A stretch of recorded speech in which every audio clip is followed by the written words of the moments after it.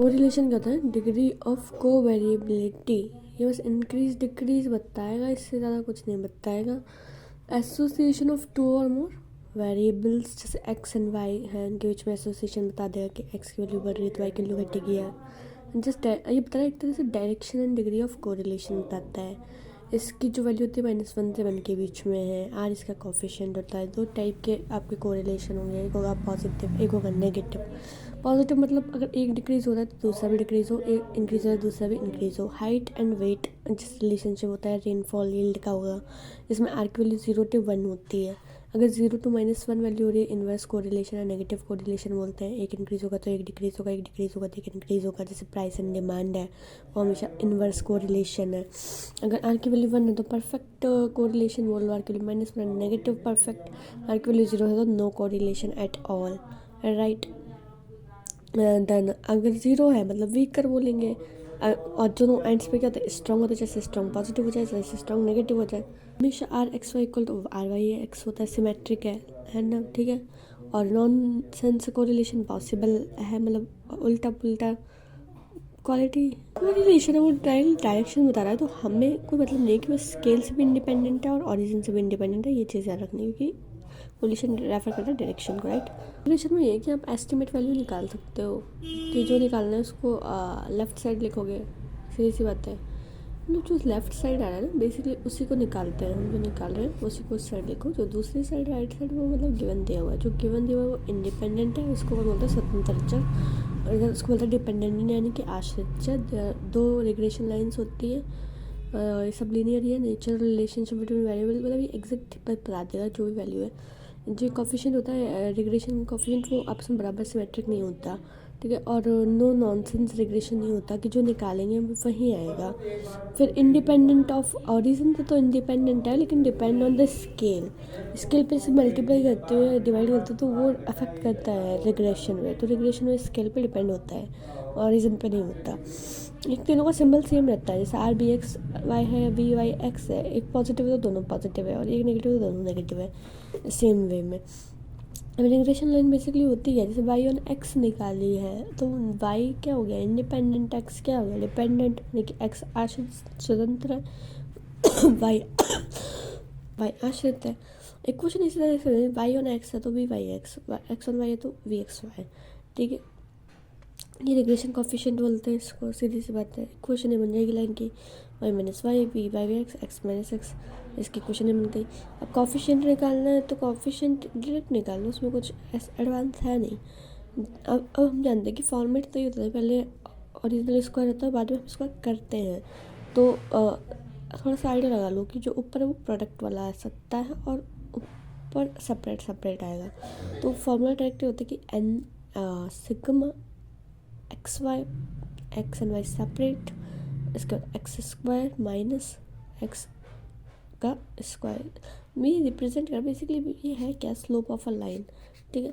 और ये भी स्लोप ऑफ लाइन है। अभी यहाँ पे ये कि अगर वी वाई एक्स निकाल रहे हो तो एक्स क्या है स्वतंत्र है, तो जो स्वतंत्र है वही नीचे आता है। अब वी वाई एक्स निकाल रहे हो, ठीक है, सॉरी ये वी एक्स वाई होगा, वी एक्स वाई तो वाई क्या है स्वतंत्र, तो नीचे भी क्या आ जाएगा स्वतंत्र, ठीक है। Method to find the correlation, तो इसमें काफ़ी सारे कैलकुलेशन मेथड है, जैसे आर की value direct covariance X Y upon sigma X sigma Y होता है, ठीक है। एंड इसका डायरेक्ट भी होता है, जैसे sigma X minus X Y minus Y upon N, ठीक है। सिग्मा एक्स की वैल्यू क्या होती है under root X minus X का square by N, sigma by Y minus Y square by N, ठीक है। और आर की वैल्यू तुम जानते हो किस तरह से निकाल सकते हैं कि N sigma X Y minus sigma X sigma Y under root sigma Y sigma X, ये जो भी है एक रैंक मेथड है, स्कैटर डायग्राम है, कोफिशिएंट ऑफ कॉन्करेंट डेरिवेटिव है। अभी एक सबसे इम्पॉर्टेंट फॉर्मूला है कि आर जो है मतलब coefficient of correlation equal to multiply of both coefficient of regression.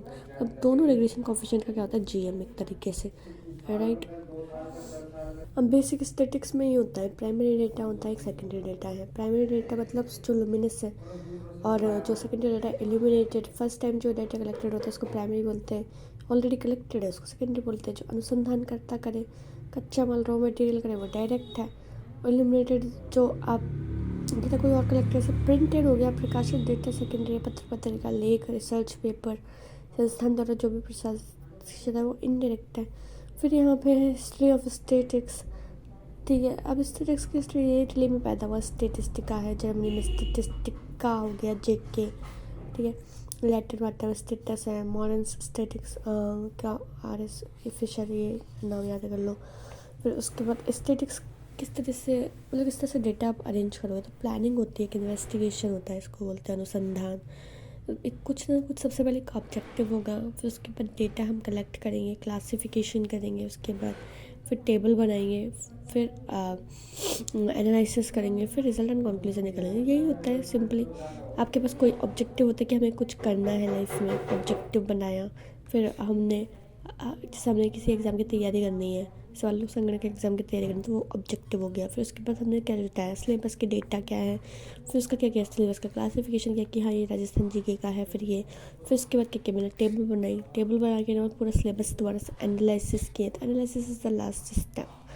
ठीक है, फिर बाद में क्या किया, रिजल्ट एंड कंक्लूजन निकाला। आई रिपीट अगेन, सबसे पहले objective, then collection of data, then classification, then tabulation, then analysis and then final result and conclusion, right. अब जैसे प्रीवियस एग्जाम में क्वेश्चन आएगा, the method of collecting the primary data, तो इसमें अप्रत्यक्ष मौलिक अनुसंधान वाला जो होता है वही अनुसंधान, मतलब ये इन्वेस्टिगेशन, और इन्वेस्टिगेशन यहाँ भी फर्स्ट इन्वेस्टिगेशन है, बाकी सब तो सेकेंडरी में जाएगा। कलेक्शन ऑफ डेटा 3 मेथड होते हैं, तो डायरेक्ट डेटा जाओ home to home, person to person. Indirect है, ठीक है भाई, एक व्यक्ति से किसी संस्थान से डाटा ले रहा है। करस्पॉन्डेंस मतलब पता चला लेटर के माध्यम से कोई अधिकारी दूसरे अधिकारी से ले रहा है, उसको करस्पॉन्डेंस बोलते हैं। अब उसमें भी डेटा 2 टाइप का होता है, एक शेड्यूल होता है और एक क्वेश्चनरी। शेड्यूल वो है कि भाई अनुसंधान का तो खुद टिक लगा रहा है दोबारा, और अगर तुम्हें दे दे वो कि हाँ ये क्वेश्चन आंसर तुम करो, तो वो क्वेश्चनरीज हो गया। ये बात याद रखनी है, ठीक है। अब उसके बाद है अनुसंधान का इन्वेस्टिगेटर द्वारा जो होता है वो कौन सा हुआ, शेड्यूलर यानी सूची, और रिस्पोंडेंट द्वारा जो होगा उसको बोलते हैं क्वेश्चनरीज, राइट। डेटा को भी आप अरेंज करोगे तो कोई ना कोई मेथड होना चाहिए, तो क्वांटिटेटिवली अरेंज या मात्रा के अनुसार डेटा लिखो, या क्वालिटेटिव हो सकता है, जोग्राफिकली रीजनल, जैसे गंगापुर का डेटा अलग, समय मधुपुर का अलग, या क्रोनोलॉजिकल हो सकता है, 2012 का डेटा, 2013 का, 4 टाइप के डेटा होते हैं, राइट। सीरीज़ है, अब इस तरह से जैसे इंडिविजुअल सीरीज है, जानते हो, जैसे एक लाइन में कुछ दे दे, प्रति व्यक्ति का डेटा शो करना है, ठीक है। इसमें वेरिएबल होता है लेकिन फ्रिक्वेंसी नहीं होती। मेन चीज़ ये रखनी है कि इंडिविजुअल सीरीज़ में कभी भी फ्रिक्वेंसी नहीं होती है। डिस्क्रीट सीरीज़ खंडित, जिसकी गिनती की जा सकती हो, जैसे ये खंडित है 1 2 3 4 एक्स और एफ, इसमें फ्रिक्वेंसी होती है। वेरिएबल भी होगा, फ्रिक्वेंसी होगी। सब कंटिन्यूस श्रेणी है जो कि इंटरवल्स में दी होती है आपको, ठीक है। इंटरवल में भी 2 होते हैं, इंक्लूसिव और एक्सक्लूसिव। एक्सक्लूसिव में होता है कि जो अपर लिमिट है उसको एक्सक्लूड करते हैं, फिर 0.5 मैनेज करके उसको रेंज में लेकर आएंगे, तो वो कौन सी होती है, एक्सक्लूसिव। इंक्लूसिव कौन सी होती है, जिसमें कौन सी है कि जैसे 1 to 10 है, 11 to 20 है, ठीक। और जिसमें ये आपकी डिजिट कॉमन आ रही है 1 to 10 है, ये सब एक्सक्लूसिव, एक्सक्लूड करना पड़ेगा, ठीक है। इसमें तो एक्सक्लूड करने की जरूरत नहीं है, तो ऑब्वियसली क्या होगी, इंक्लूसिव, ठीक है। इस तरीके से इंक्लूसिव को एक्सक्लूसिव को इंक्लूसिव बनाया जाता है कि L-12 L+12 कर करके। अब यहाँ पे है कि जैसे AM GM HM या फिर मीन डेविएशन, स्टैंडर्ड डेविएशन हम निकालते हैं, 3 तरह के M और MDST दोनों में समावेशी को चेंज करने की नीड नहीं है, इंक्लूसिव को चेंज करने की जरूरत नहीं है। लेकिन जब भी आपका जो मीडियन, मॉड या क्वांटिटेटिव डेसाइल, परसेंटाइल वगैरह, इस सब में क्या होता है, इंक्लूसिव को एक्सक्लूसिव में चेंज करना पड़ेगा।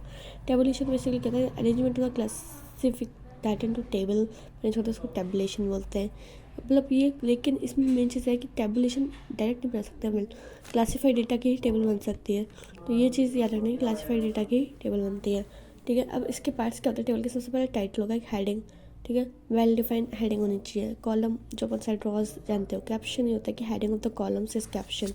स्टेप कहता है कि रॉज की हेडिंग, स्टेप बोलते हैं इसको, साइड में होती है ये स्टेप है, ये कैप्शन है। मिडिल में लगते हैं वो होती है body what ever right in the table, and foot note, पद चिन्ह, स्रोत, सोर्स आता है। एनालिसिस किस तरह से आंकड़ों का विश्लेषण करेंगे, तो बहुत सारी सेंट्रल टेंडेंसी निकालें, एवरेज निकाल दें, केंद्र प्रवृत्ति के माप निकालें, ठीक है।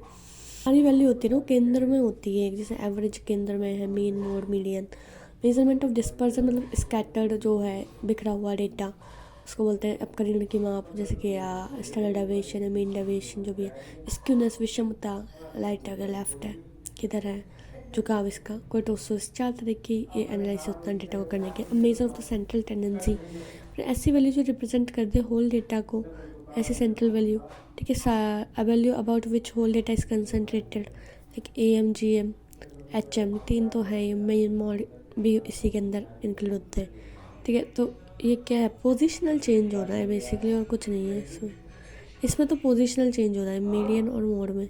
और जबकि जो इन सब में क्या होगा, मैथमेटिकल एवरेज होते हैं ये सब। ये हम क्या होता है, बेस्ड ऑन ऑब्जर्वेशन, जानती हो सब, सिग्मा एक्स अपॉन एन, राशियों का योग बटे राशियों की संख्या। डिस्क्रीट सीरीज आ जाए अगर तो फ्रिक्वेंसी मल्टीप्लाई हो जाएगी एक्स में, और कुछ नहीं हो रहा है। एन की जगह पे सम ऑफ फ्रिक्वेंसीज आ जाएगा एन की जगह, है ना। राशियों की जो संख्या है वो नंबर ऑफ फ्रिक्वेंसीज हो जाएगा बेसिकली, ठीक है। सम ऑफ नंबर ऑफ फ्रिक्वेंसीज, ठीक है। काउंटिंग है तो फ्रिक्वेंसी होगी सीधी सी बात है। फिर यहाँ पे अगर कंटिन्यूस सीरीज़ में देखोगे तो भी ये सिग्मा मिडिल वैल्यू निकाल लो, वो एक्स कंसिडर हो जाएगी। एफ एक्स निकाल लो, sigma F X by F. सारी वैल्यूज़ पर एम होता है ना, सारी वैल्यू पे बेस्ड है, ऐसा नहीं कि एक वैल्यू से ही सब कुछ निकल जाएगा, सारी वैल्यू पे बेस्ड होता है। और एम एक तरह से आइडियल मेजर है, आदर्श माप बोलते हैं इसको। अगर पूछ ले कि which of the following the आदर्श माप, तो average. Algebraic sum of the deviation from the M is 0 and square of the algebraic sum of the deviation is minimum, ठीक है। यानी कि सिग्म, ये तो सबसे ज़्यादा इंपॉर्टेंट रिलेशन है भाई। Algebraic sum of the deviation from M is 0, right, yes. And यहाँ पे आपका है कि अभी ये है तो इसका मतलब ये ए क्या होगा, AM होगा, ठीक है। और AM से लेकर विचलनों की वैल्यू कर दो क्या होता है न्यूनतम, यानी कि sigma X minus x square क्या होगा, मिनिमम।